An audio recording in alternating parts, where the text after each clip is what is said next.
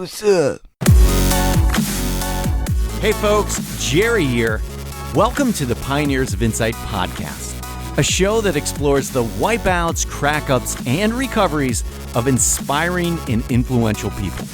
Here you'll get the stories of the quest to find success beyond the struggle and the great leaps of innovation that take us there. People that sound like this. JLD. What's up, man? Jerry. What's up, man? What's up, brother? Thank you so much, I'm Jerry. This has excited to been be here, Jerry. fantastic. Thanks for Thank inviting you so me. much for having me. Fun today. Keep telling your story as well. Yeah, man. So how are you doing, man? Pretty good. Did you get yourself a burrito? Yeah, I just got a little Zeppelin thing. Today we deep dive the life story of Akbar Sheikh, who built an empire from a windowless utility closet after nearly losing his life to an accidental overdose. All right, strap in, folks, as we head into a story about finding new life at what appears to be the end of the road. Enjoy, and I will catch you on the other side. It feels good, doesn't it? It's nice. Well, I tell you what, it feels good to have a productive day and not have any appointments.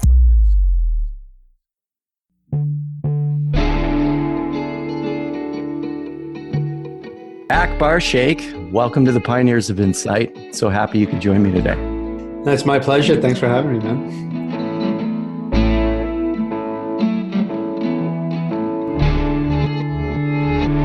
Well, we had a little chat before we came on, and to let the audience in on what we were chatting about, I basically was stalking you for a little bit. I found you on LinkedIn, and I'm kind of a story stalker. So you're a pretty savvy marketer, and your story is kind of like woven into your brand. So I went out there looking, and I listened to a few interviews, and I'm excited you decided to join us because I think you have a story that's not only going to move our audience, but it gives us an opportunity to really get a sense of what it takes to overcome and to do something more than just overcoming. Yeah, no, it's really interesting. Actually, you said that you found me on LinkedIn. There's this concept in life that I've really been tripping on lately, and that is everything's a stepping stone. Mm-hmm. And it's funny, you must have just caught me on LinkedIn just as I was getting on. I was never on LinkedIn. If I didn't have LinkedIn, perhaps you never would have bumped into me. Now you've bumped into me, you were kind enough to invite me to your show, which is a great privilege. Now maybe someone's listening to your show. Now maybe A, they want to work with me, or B, they want to invite me to something else like a speaking engagement or whatever. I mean, all these things, and this is how it's been going for me lately. It's just like everything is a stepping stone. But the cool part about that is like to just kind of keep going and keep ending, and like things happen. Like when I think it's just like pure science, right? When it's just momentum, right? Because if you're taking action and you're moving, just things happen. You know? Well, yeah, that's part of the conversation that I want to have with you, because there's a deeper element to it. Because as a person who's struggled and legitimately struggled, and we'll hear that in your story, there is some sort of principle that people that find their way on the other side and find success start to see, and that is there's more than just a mindset to momentum.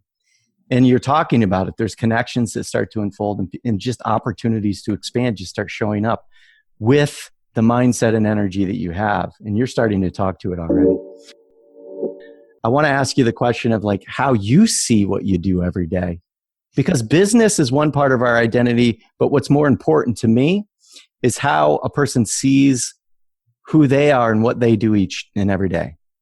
So let's imagine there's two of you, and there's a clone of you. And this clone has the same awareness that you have. But Akbar number 2 is following you around. What would that person see? I would say that they see a passionate person who's really trying to do something special. You know, because to me, like, yeah, we've helped 7 people hit 7 figures, and that's cool. But like, to me, and frankly, I'll just be like, most people will never do that in their entire lives, right? And I just kind of started recently, and I'm not saying that in like a egotistical way, but to me, it doesn't mean much. Mm-hmm. You know, to me, it's a very, like a lot of people look at $1 million and they say, that's my end goal. Like, I can't say how many entrepreneurs I've interviewed and be like, oh, I want to make $1 million. Every time I hear that, it's the wrong answer, because Now you're telling me about your dreams. And dreams are useless because what I would prefer is someone to talk to me about their goals, because a goal is really a dream that you can actually write down, make a plan to achieve it, work towards it, and eventually get it, instead of just dreaming about it. So it's interesting. $1 million is the wrong answer, because you have to think about, and it's funny you ask me this, because I'm always massaging this. I'm looking at my whiteboard right now, and I'm looking at my goals. And I'll tell you some of them. It's about buying a farm for philanthropy. It's about bringing my family together. It's about just doing charity work. It's nothing about, and it's interesting because I'm part of some high level masterminds, and they're all very money focused. They're always talking about how to increase their bottom line, how to make more margins, and this and that. And there's a DISC test. I'm sure you're familiar with the DISC test. Yes. And it tells you what you value in life, what's important to you. And I recommend everyone take it. It's really fascinating. And everyone scored very high on the economic scale. They all wanted to, make more money. Money, it was all about money. For me, my economic skill was low, and everyone was shocked. Like what? Like I didn't fit in. Like I was the guy, and my impact level was high. And that's really what we're trying to do here. Is all of us have been given God-given skills. We're all good at something. That's why I might talk freely about my accomplishments, because it's not me. It's just a God-given skill. It's got nothing to do with me. All of us have God-given skills. It depends what you just do with it. So I'm really looking to make an impact, a real positive difference in the world. So I think that clone would see someone who's kind of all over the place, probably needs to focus a little bit more. Just someone who wants to make a difference, probably needs to be a little bit more focused, but who's helping a lot of people along the way. And is trying to find some meaning behind it as well.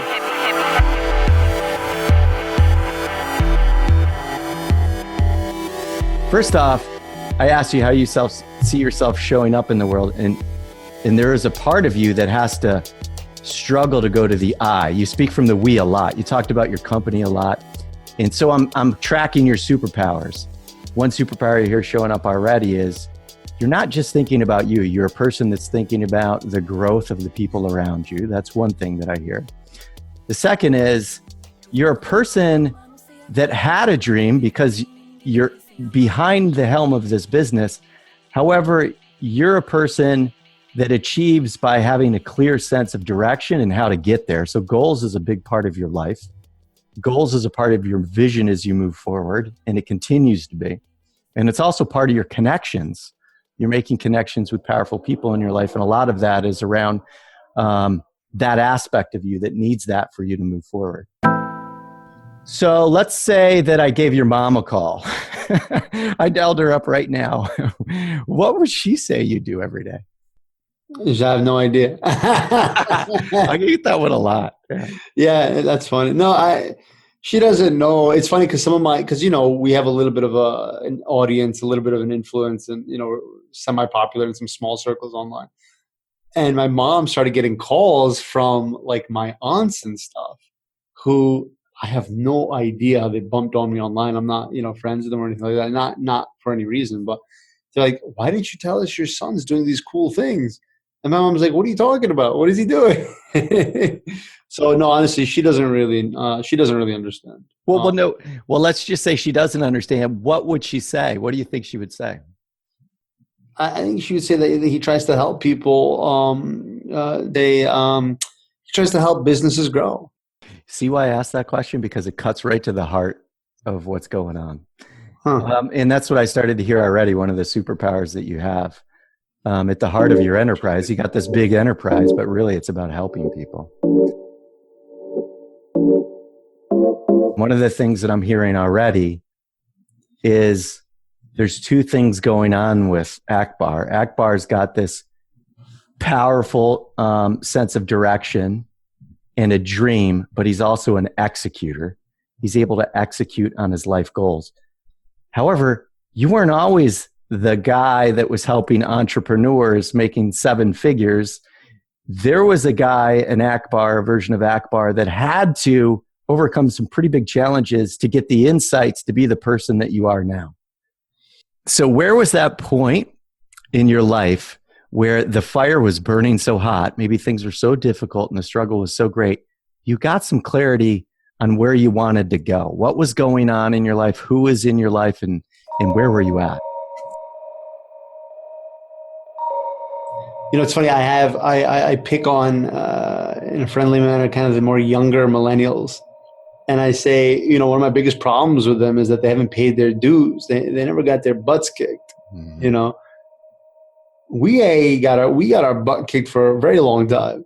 I was not too long ago. I was a complete and utter mess, more so than I am today. I was 70 pounds overweight. I was in a toxic relationship. I was married to the absolute wrong person. I had terrible friends, party animals, you know, the kinds you'd see like in a cheesy kind of 80s movie. What else? I had no why. I wasn't spiritual. My gosh, pretty much everything that a human consists of and is composed of, I was failing. If somebody was grading my life on all different aspects, cleanliness, F, you know, language, polite language, F, you know, like, you know, check healthy habits, fail, you know, like everything, just fail. How old were you? Just give us a reference point. Funny, people ask me that, and I kind of blank out a little bit. Those years were kind of fuzzy. You can give me a span. That'll work. 30-ish, 30-ish, something like that. Probably 28, 29, 30, something like that. Where were you at? Connecticut. And what happened was I developed, and I hated what I did for a living, by the way. I hated what I did for a living. And I could never find something that I enjoyed doing, which really bogged down on me a lot too, by the way. I think a lot stemmed from that as well. My relationship was so bad. Everything was so bad in my life. I ended up developing, my body gave up eventually. And I ended up developing a crippling anxiety disorder because my body and mind was so out of whack, which makes total sense. The body gave me warning signals like, dude, clean up your act, or, you know, I didn't listen to the warning signals. And eventually went out of whack. Ended up, that was terrible. That was literally torture. I mean, literally torture on a daily basis for quite some time. Anyway, I started mixing my anxiety medication, which is useless, by the way. So benzos you're mixing with alcohol or something? Or yeah, exactly. Yeah. Xanax, actually. Yeah. So those are two things you're not really supposed to be mixing. So I ended up half dead in a hospital.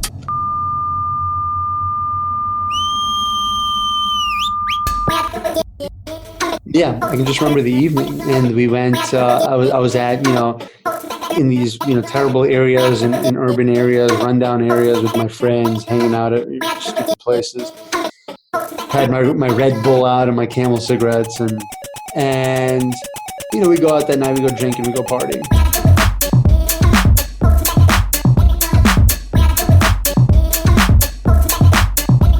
And I come home and I'm feeling anxious, so I pop a Xanax. Now I'm feeling even worse. So I Google, like, what happens when you do these things, and it said very bad things. It says, well, you could die. And that just took me to, like, magnified all my symptoms 100%. Now I really felt like I was dying, because, and I really kind of felt like that before I Googled it. And I just ended up going to the ER. I was literally just like half dead at that point. Like, I was just, you know, they treated me like an animal when I got there. They put me in this weird area where they took my jewelry off, and they took my watches and my watch and glasses and everything. And, you know, I don't know what was happening. And I felt like, oh my God, I'm going to die any second. And I kind of just made, you know, I was trying to just kind of make peace. Then the doctor came, did some tests on me, did some cognitive tests on me, so on and so forth, and said, man, yeah, listen, you're fine. You know, you can't live like this. You can't continue to live like this anymore. I mean, right then and there, at that moment, at night, it was middle of the night, in Yale New Haven Hospital, which is ironic because my dad always wanted me to go to Yale. As a student, I ended up in the emergency room instead. Right then and there, I said, no, I'm going to this is not how I'm going to live anymore. I'm going to change my life. And I literally quit all my bad habits. Too many to list here, but I quit all of them.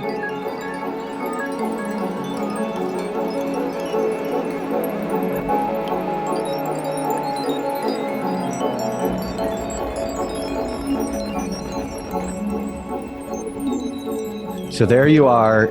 You're basically in the room where they put addicts. They stripped you all down and you're having a panic attack. You make a promise to yourself that you're going to change. Yeah. And I heard a narrative that showed up for you is like the voice of your father comes in when you're telling that story of, you know, there's some expectations that you're carrying about who and what you're going to become. And you recommit to you again around that crisis. Now, I hear this a lot on our shows, like those transformational crises where you hit the bottom, bam, you hit it, and you bounce. And your bounce is this, it's a commitment. It's you start listing off all the things that you want to do and you want to become. So here you are, a little lost, a little frustrated. You got a relationship that's not going so well, a toxic relationship. You got your family. I hear there's some powerful expectations from your dad. How are you communicating that bounce, and what was that like for you? I mean, I never really did anything to make my parents proud. I mean, it was really kind of a lot of the opposite. I mean, it was just pathetic. I was just like the opposite of what, you know, a good son would be. You know, so it's just, you know, you want to talk about hitting rock bottom, and they say that you can only go one way. You can only go one way from rock bottom. And that was my moment where I hit rock bottom in my life. Just that moment right there.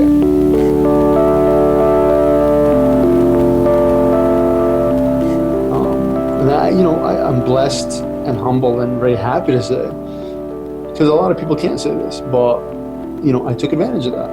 And I turned my entire life around like this, cold turkey, you know, which is why on a separate tangent, there's a lot of things I don't believe in for people, you know, who try to get rid of a lot of their addictions and stuff. But I just quit everything cold turkey, everything. Left my wife, got into a healthy relationship, left my friends like cold turkey. I mean, these are my boys. Not an easy thing to do.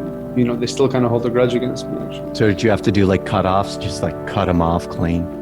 Is that what you're saying? Yeah. Cut them off clean. I should have explained it to him. I just was, at that point in my journey, I couldn't. But I just cut everyone off.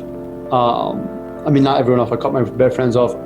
I finally decided to leave my wife for good. I started becoming healthy.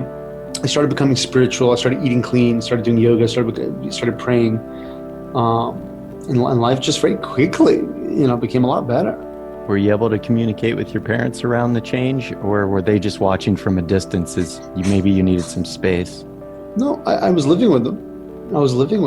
And or I moved back in with them when I left my wife, and they were watching, and they were very, for the first time in a very long time, they were proud of my progress. They could see what was happening, you know, and they can see where I came from and what I've turned to be. And it was cool, man. It was a cool part of my life. Like, everybody for the first time was proud of me. You know, I was not like that. I was not the class joker anymore. I was not the class clown anymore. I was kind of like turning it to like a role model type. So I went from the joker, the guy everyone kind of like laughs with or laughs at, depending, to kind of the guy that people start looking up to. I've worked with a lot of people in challenges like addiction and just challenges with life around wipeouts.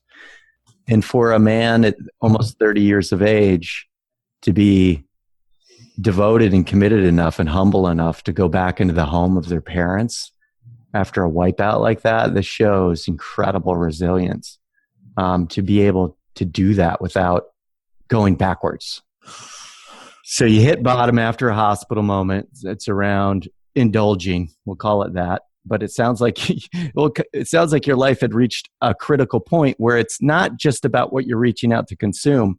You were just unhappy, and your relationships were part of it. Your sense of disconnection from what and who you wanted to be and your purpose and all that stuff. You get out of the hospital, you make a commitment to yourself. The voice of dad shows up, the expectations. You're like, damn, I'm going to change this around. You turn around, you move in with your parents, and you make the change around your parents, and they're watching it. and you get incredible sense of satisfaction from it. That's what you're saying. Did I track you all right? All right, where'd you go next? Yeah. Where does it start to turn around? Life was good. Life was getting good. Healthy, a little happier, more respectable, blah, blah, blah. Decided to migrate out west to my birthplace of San Francisco to kind of discover my why. I didn't have one. What were you doing at the time? I think I heard in another interview, retail sales. Is that what you were doing? Yeah, I know. Well, in retail, then I was selling cars, and it was going back and forth between retail and cars. Okay, so you weren't happy with that stuff. No, I hated it.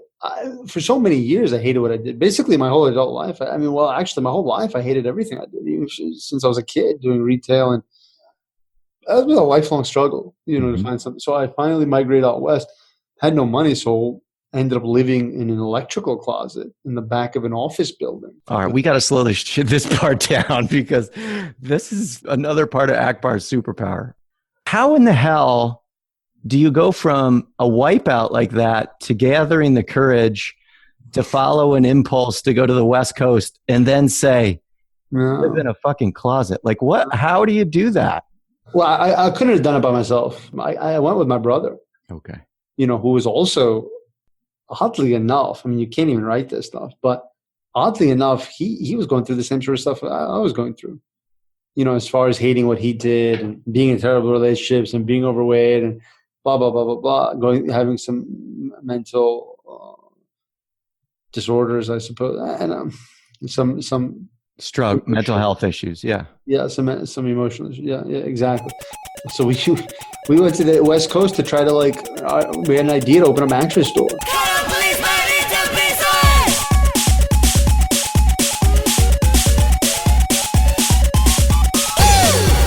Which is a weird idea because we don't really have any money.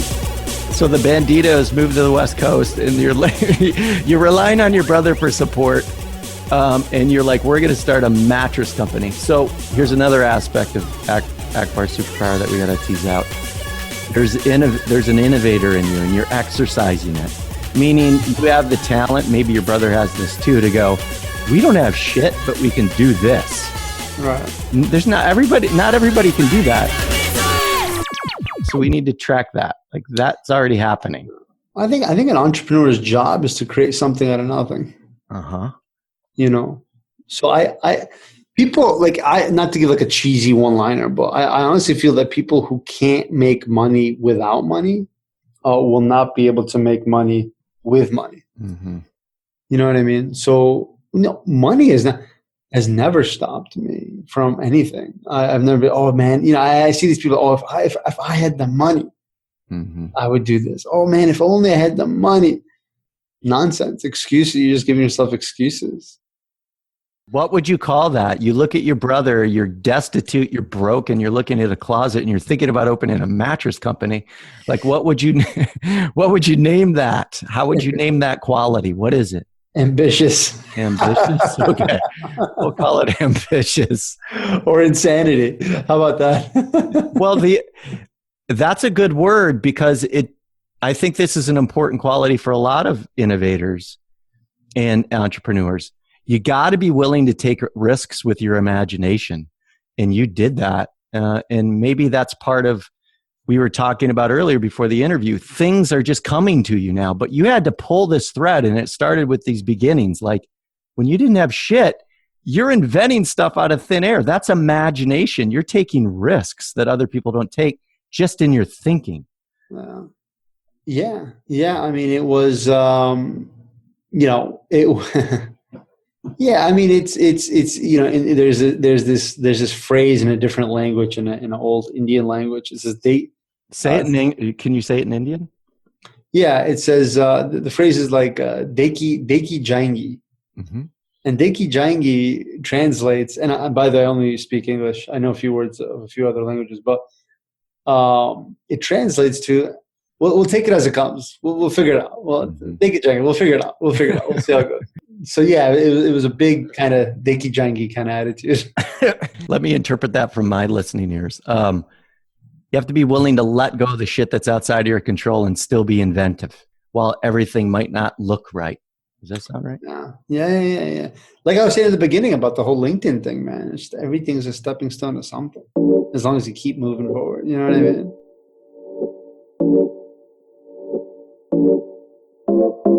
Yeah. So let me take you back to the story.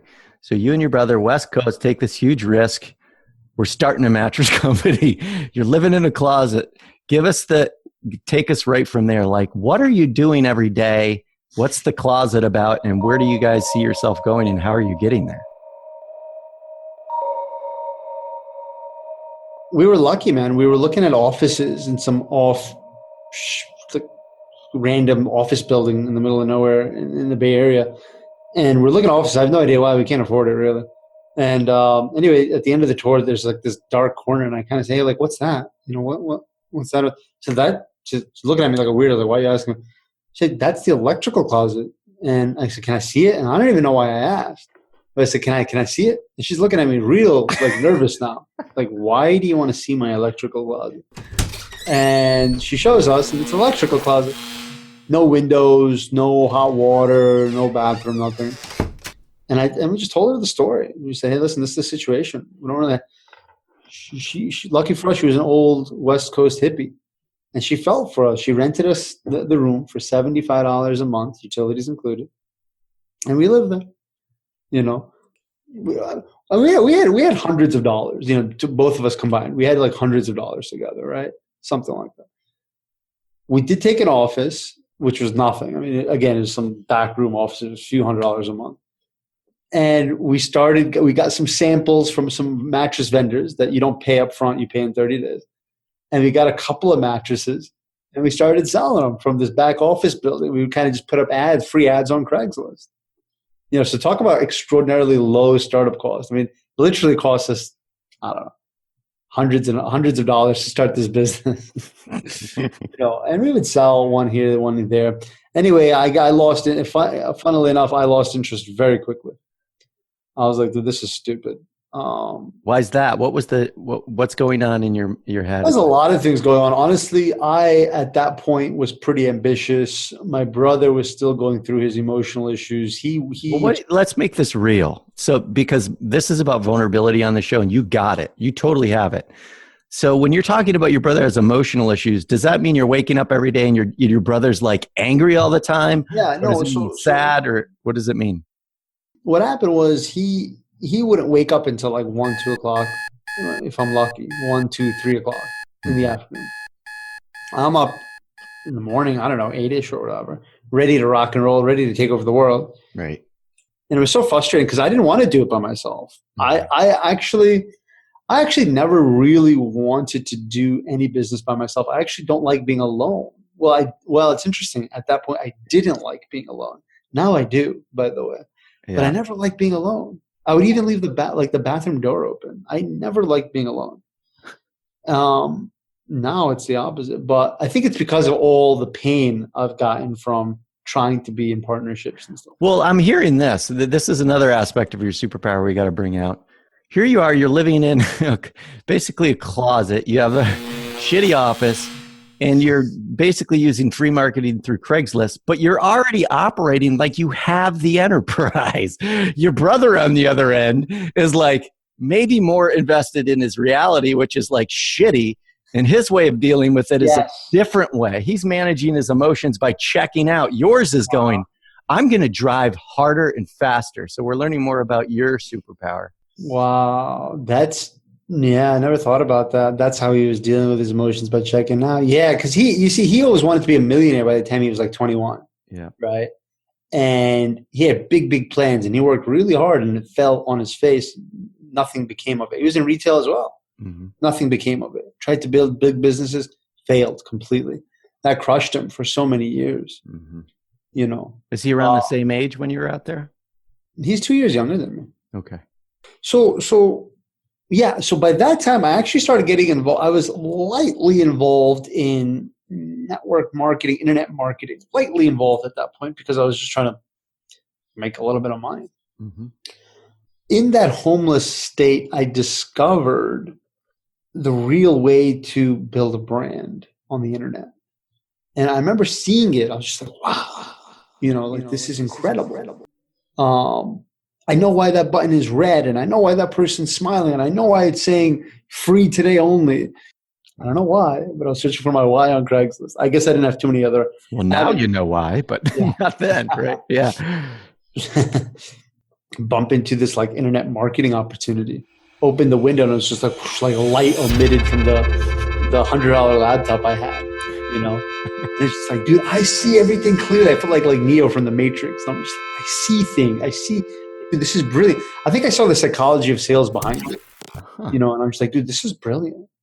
You know, and I loved it. I fell in love with it. You know, not the cheesy like internet, like, you know, buy now, only 3 minutes left. Like not any of that stuff. Well, now I need to use my skill set to help our audience understand what is coming out in you at that moment, because there's, let's just say at that exact moment in time on the planet, there could have been 4 million people looking at the same thing. But for some reason with Akbar, you put it together. So as a trained psychologist or psychotherapist, I hear this: you have the skill set to understand how things translate to human behavior. Where did that come from? Is there somebody in your life that maybe was a mentor early on, or is this an interest, or is this just always been an ability up to that point in your life? I think that was just a God-given gift that everyone has. Meaning everyone's got a gift. I think that was just, I have no idea. I never read. I did well in marketing in school. When I was a kid, I would make comments on billboards as we were driving on the highway. My dad said, wow, those are really intelligent comments. So that's why I say I think I was just born with it, because even as a kid, you know, making comments on billboards, my dad was like, he looked at me kind of like, that's interesting coming out of your mouth. So maybe we could say this is your Pandora's box moment. Like you discover what you would say your superpower to make money. It all made sense to you. You're like, bam, just over. Yeah, I was like, I need to get involved in this. I like this, you know.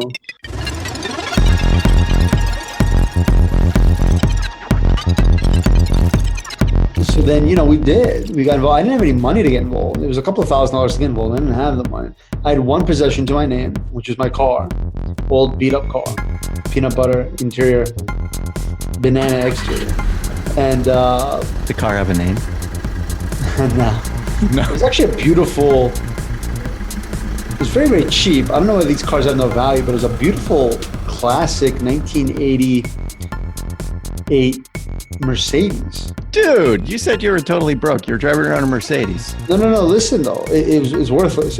For some reason, those cars are worthless. Huh, that's interesting. I have no idea why, and it was beautiful. Like so it was worth $2,000.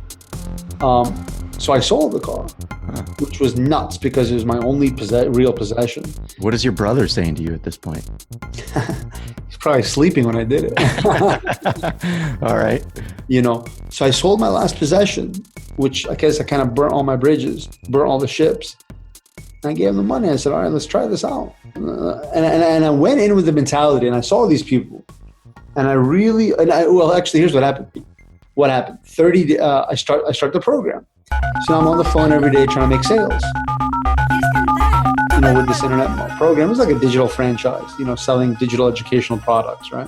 Like how to do well with SEO or whatever, right? Week goes by, I didn't make any sales. Another week goes by, I don't make any sales. Another week goes by, I don't make sales. A month goes by, no sales. I'm on the phone every day, pretty much. Not making any sales. At this point, I think 99.9% of people give up, right? It's like, but that right there, I definitely had a turning moment in my life because I've given up many times because I've failed in businesses many times throughout my life. And I gave up each and every time. I mean, so many different businesses, fashion, online. I can go through, I tried all sorts of things, right? Check. Yep. Yeah. But I said to myself right then and there, because I knew that I was like, wait a minute, these other people in this opportunity are making money.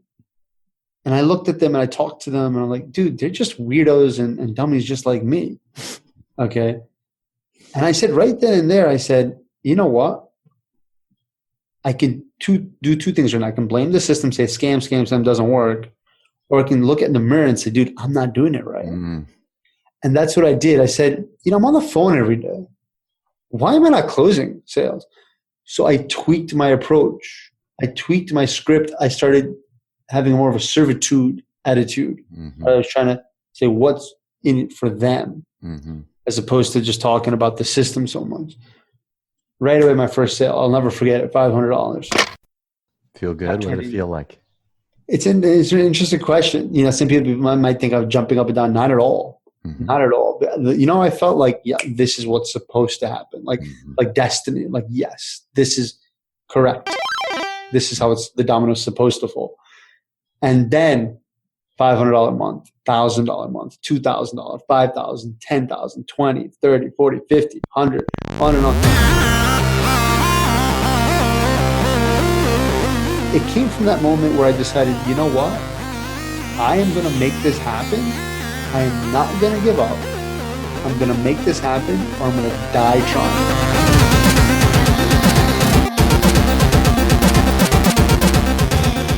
So this is key. With this, we need to put this in its super headlock here for our guests. First off, the moment that you really turn it around, where the struggle starts to become easier for you, this is the whole point of the show. Your mindset switched from one where maybe you've given up before, but you had a sense of knowing that you were on the right track. And then the second thing is, that was the Pandora box opening moment. You're like, ding, here's where I'm supposed to be.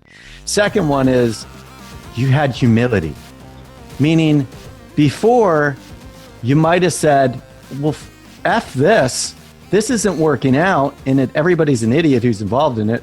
But you had the humility to turn around and look at everybody. And I say the humility because you didn't buy into the notion that you're better or less than the other person. You just said, no, I'm going to actually look at the difference here. And you were humble enough to turn the finger to you and go, oh, it's something I'm doing. That's a huge life change moment for you, where things started to get easier. Humility showed up in your process. Secondly, after that, where you make the switch, the money starts coming in. You didn't overreact, right? You're just seeing this as more evidence that you're on the right track. So you're focused, you're goal-oriented at the time, but you also surrendered in life, where you made that leap from maybe saying, I'm better than or less than before, and to just saying, oh, I'm going to look at what's working and not's working. I'm going to make the leap.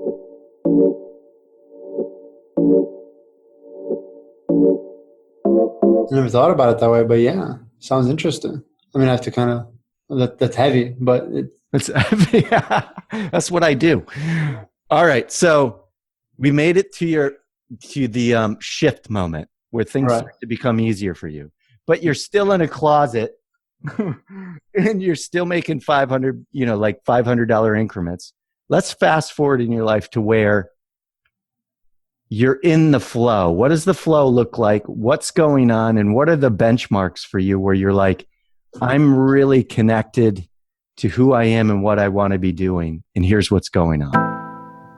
Listen, technically right now the flow is, look, we coach people. We coach people who are in business and people who need kind of a blueprint to break through, people who need clarity in their offer and their messaging. They need contacts. They want a shortcut to success. And we coach people to that. That's the current flow, but that for me is like, I see that as like, the entrepreneurial journey is like here to here,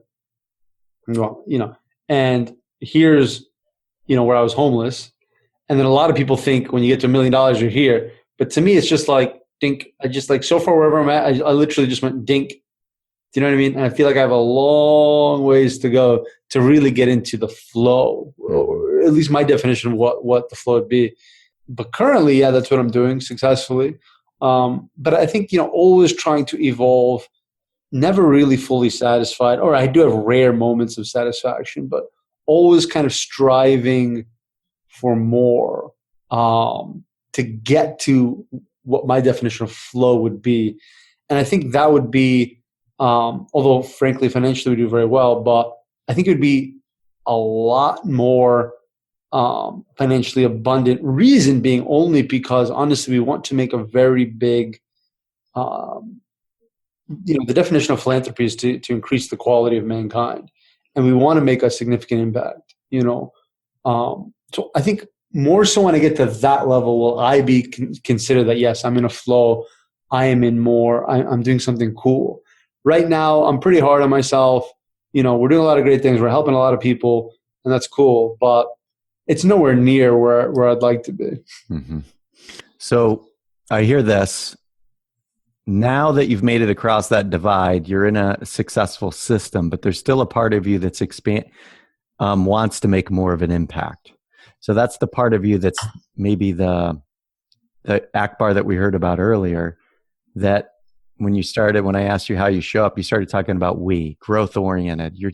For you, flow is finding a way to kind of make bigger impact each and every day. Does this sound right? Yes. And I think it's an ongoing discovery to even find out who I want that person to be. Mm-hmm. I'll give you an example, right? Like, you know, I take a look at, was it last year or like a little over a year ago, right? Because I just got into this world not too long ago, where I started really, you know, helping people out. I had a job for a minute, my first ever job, which is kind of a long story, but it was for kind of a non-for-profit kind of company. It was interesting because I started business, you know, remember I told you I was growing from that one sale. I actually lost satisfaction in that, and I took a significant pay cut and I joined the non-for-profit kind of company here in Dallas because I'll never forget, I did a free hour consultation for them in California, in the Bay Area. But I got out of homelessness and actually got a nice place and so on and so forth. And it really benefited them. And I remember that same day I got a $20,000 commission check in the mail from my business. And I'll never forget, I had more satisfaction in that free hour consultation from the non-for-profit than I did by getting that $20,000 check. I'll never forget that. So I told them, I said, listen, I want to work for you guys. They said, we don't have a position. I said, create one. And they did. They created like a CMO type position. And I came out here. I helped them go to 7 figures multiple times, actually. And while I was working that job, I never gave a penny to charity because I didn't have any. We were living check to check. And as a matter of fact, I was going into debt every month. Then when I left that company because they didn't want to grow anymore, and then I started my business, which is the current business I'm in. Then I was able to start, luckily I was blessed to give, considerable amounts to charity. We try to give 10% of gross. In the beginning, it was cool to write those checks. Very quickly, it became just another check because we write so many checks, and it was just another check, And we don't see any of it because typically we sponsor orphans like in Africa, or we pay for blind children. We pay for their eye surgery to give them the gift of vision, again, somewhere in Africa. Or we build a well, again, somewhere in Africa. But by the way, my parents are born in Africa. So when you ask me about flow, it's definitely going to be involved where I'm more hands-on, which is why I have farm written on my goal board. It's because, and I don't know where that idea is going, by the way, funnily enough, but I want to be hands-on. I want to take on a project and see, immense growth, and I want to be a part of it. I want to be, I want to help make that happen, and I want to help impact a lot of lives in a positive way. So I think my flow will be closer aligned when that happens. Well, I'm starting to hear something through this interview. One insight that I'm getting about you, Akbar, is it's not the thing that you're doing. There's a part of you that's hungering for impact. And the impact for you in terms of your story has always come around connection and sharing what you have. So you're still there's still a part of you that's finding the way to do that in the purest form. And what I hear in your evolution is that gets pure and pure as you move forward, right? Like you're putting farm on the board because it represents this deeper instinct that you have. It's like, this is where real contact happens. So the thing that you're doing right now, I hear this, you're in flow in terms of how to make money, but the part of you that's that you're expressing in terms of your human experience is how to become a master at that next point. Is like, how do I support in the purest way? So let's move you into the flow. Now that we got into the flow for you, which is evolution, you're giving yourself the permission to be evolving and to evolve freely. That's what it sounds like. So on the other side of the flow is go. Where do you see yourself headed? And you've already started to talk about it a little bit, and it's kind of a fuzzy picture. Let's just put it this way. What's exciting you right now in your life? It's funny. My son, He's 1 year old. And he had a crib in our room.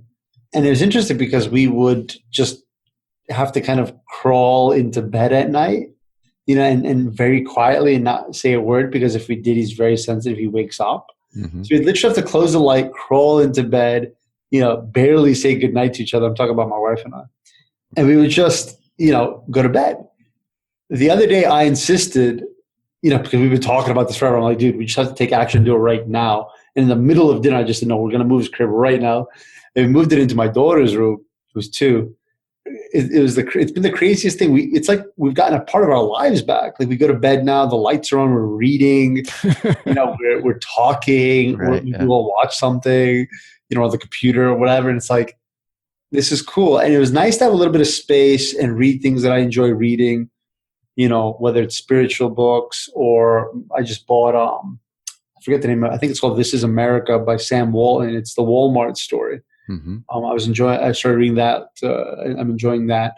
I also enjoy spiritual books a lot. I was reading How to Become a Better Husband from a spiritual, from a religious perspective. I do love, I love business. I love religion. I love family.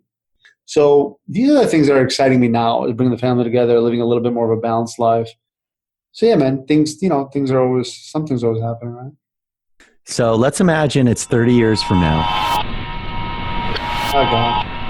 And you're at home. Let's just say you're sitting in your library, you're reading one of your books. Maybe, oh gosh. Maybe it's a religious book, maybe it's a book about business or philanthropy, whatever. And your kids show up and they have their kids with them. And your grandkids come up to you and they're like, Grandpa, put the book down. So you put the book down and you say, what's up? And they say, we're hearing a lot of things about success, Grandpa, and we don't know what that is. What would you tell your grandkids success is? I'm gonna need a minute. Good thing we're editing, but I'm definitely gonna need a minute. Oh, this often happens. It's a powerful question. Yeah, it really is. I don't think I've ever been asked. I was never a religious person by any stretch of the imagination. I mean, I was kind of the exact opposite. I mean, I was the kind of guy you'll find on a Wednesday afternoon at a casino, with 2 ladies and a bottle of Jack. So, yeah, you wouldn't call me very God-fearing. That's not the case anymore. Here's what I believe. I believe that the more you give, the more you get. Okay, and I think this is the promise that God has made. That the more you give, the more you get. And the more grateful you are, the more you get. So I think success is really following God's words. It's funny, sometimes people are like, man, I wish life came with a blueprint or an instruction manual. It does. It really does. I think God teaches us how to interact with people, how to treat people, how to wake up, how to go to sleep, how to treat your children, how to treat your family, how to treat your community, how to treat your neighbors, how to conduct business. How to conduct philanthropy, how to eat, how to drink, how to sleep, how to do everything. Mm-hmm. So to me, true success is following God's words. Well, and I also hear something else in terms of your story, your powerful life shift, where things started to turn around from you, came from a place of surrender. And I hear you saying success for you is surrendering each and every day to this higher power and being grateful for what you do have. And power and success for you comes through that. Well said. Akbar, thank you so much for being super vulnerable. That was an amazing interview to be a part of. Oh, thanks for being on the show. I hope you enjoyed your time here. I did. Usually I don't. This is not the case, but I got a ton of benefit from this. It's been enlightening. Thank you very, very much.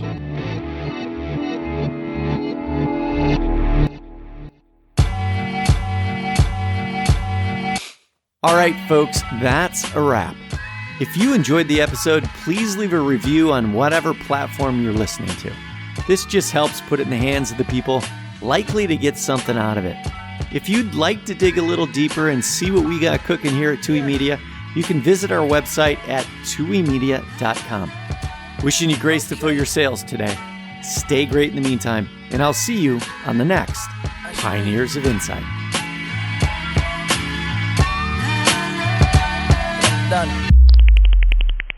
So I tweaked my approach. I tweaked my script. I started having more of a servitude attitude. I was trying to say what's in it for them.